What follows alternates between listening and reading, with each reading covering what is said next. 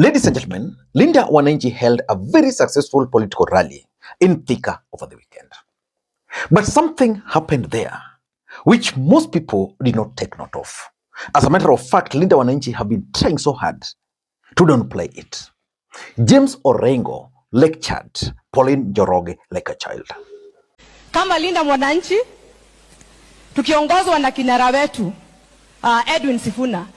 Now I want to remind Pauline, I am the most senior politician in the Republic of Kenya.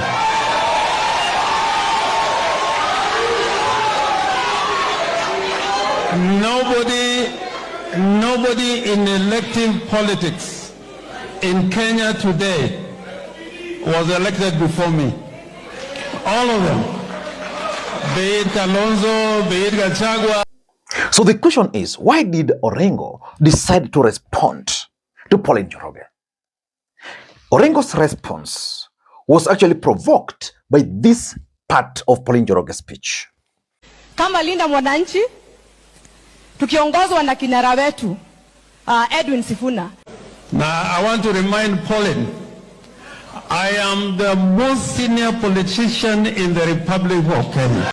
I want you guys to listen very carefully to this part of James Orengo's speech, because it's going to form the basis of this analysis, because it has created serious tension within Linda Wananchi.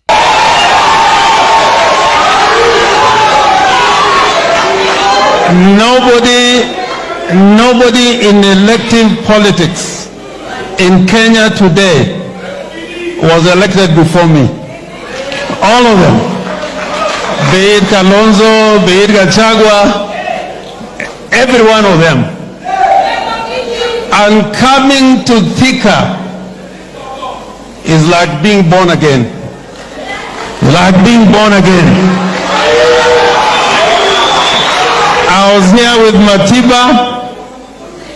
I was here with Kibaki.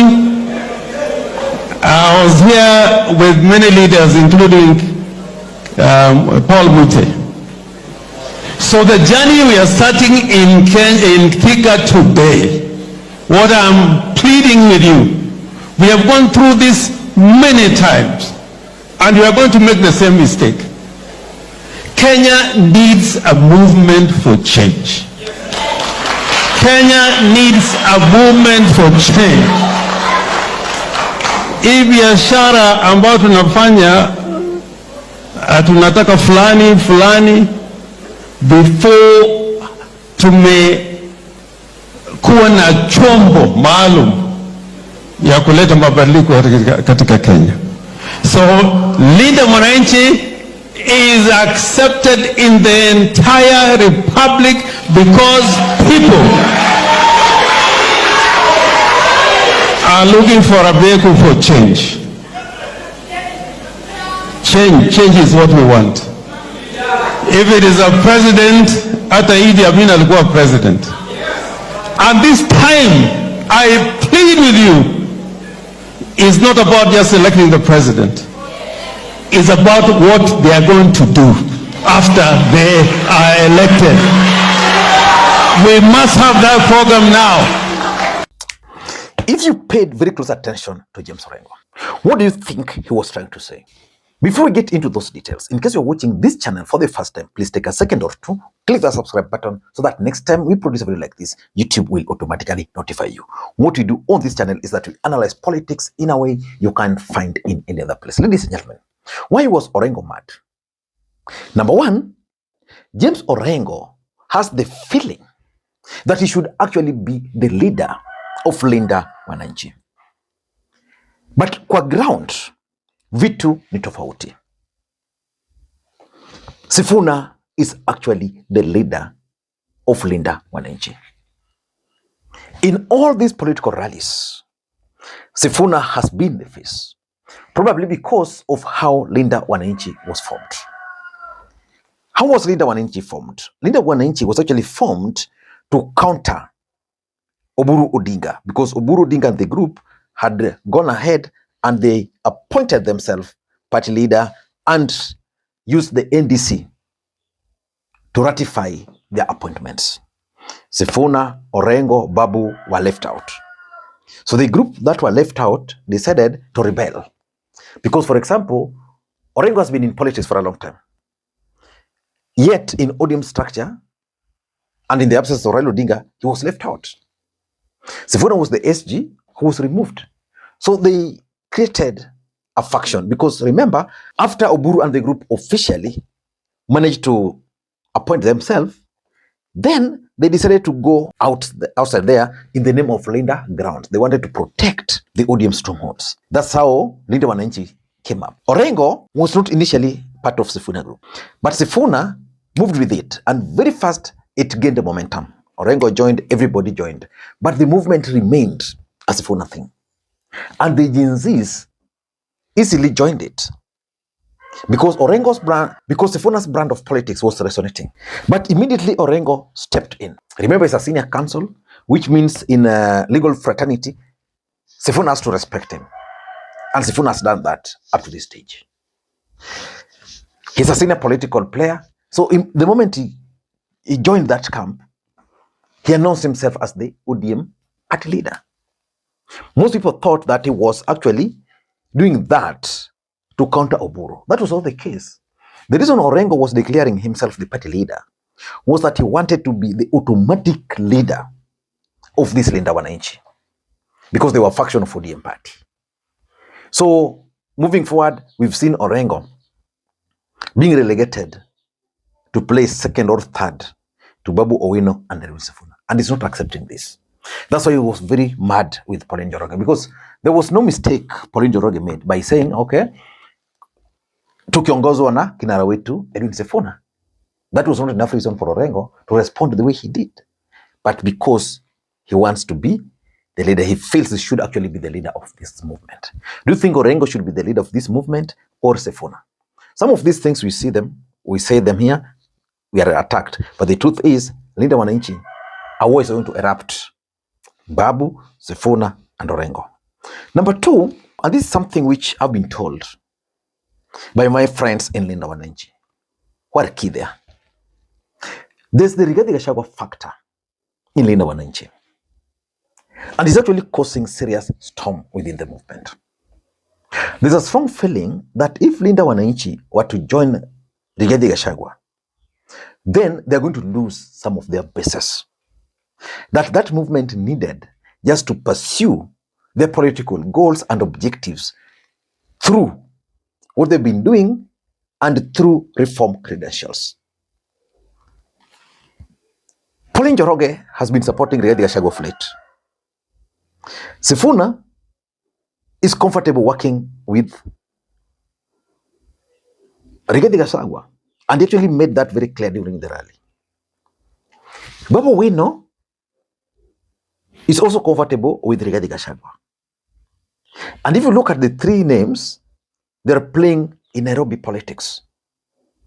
And there's no way you can ignore Rigathi Gachagua as far as Nairobi politics is concerned. But for Orengo, he's not playing in Nairobi politics.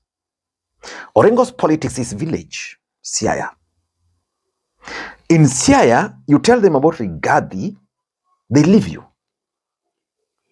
So the endorsement by Sifuna and Babu on Rigathi, and then Pauline Njoroge talking of, kinara wetu Sifuna, is the main issue here. That's the main issue. That's why Orengo is even saying some people are purporting to tell us who to work with. Because it has the potential of actually affecting him in a very big way. Because he will be asked, there's no way you can leave Ruto and then go to Gachagua. If you come to these sides of the lake, for example, if you have to give them a choice, just the two, Sifuna, not Sifuna really, the two, Ruto and Rigathi, if the two are to be on the ballot, 90% of the people of Nyanza would vote for Ruto. But now, you want Orengo to sell the idea of Rigathi. It can't work. And that's why he was mad. Number three is the 2027 presidential ticket. Let me ask you, Orengo is the governor for Siaya. What political interest do you think Orengo has beyond Siaya?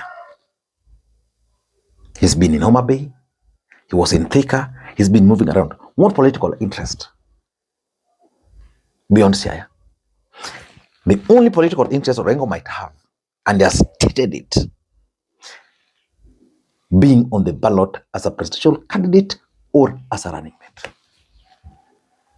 So when you declare Sifuna as the Kinara, and Sifuna has the presidential ambitions, what are you trying to tell James Orengo? That's exactly what he has problems with. Because Orengo believes that he should be the movement's party leader, he should be the presidential candidate. Because according to him, none of these people has more experience than him. And it's a fact. Number 4 is the negotiating table. Babu Owino has crafted a maxim which is now taking this country by storm, that if you are not on the table, you break the table. The other day I had Orengo saying the same, that if you're not on the table, you break that table. Who will be negotiating on behalf of Linda Wananchi? If automatically you've said it's Sifuna. And lastly, I think there is a cold war in Linda Wananchi. People are not talking about it. And because our politics is emotional, sometimes when you talk about these things, you are attacked. People don't want to talk about it. But there are 3 key individuals in Linda Wananchi. Sifuna, very strong, politically speaking, loved, and has been accepted. There is Babu Owino, the most popular of all of them, going for Nairobi. Then there is Orengo, the senior most.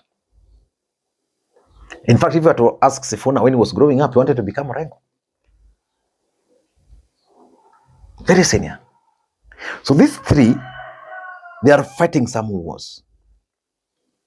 And those wars, they are different in nature. Maybe another video should be enough to explain it. But I don't want that. Mutanipiga. Until next time, this is Makwiny. Bye-bye.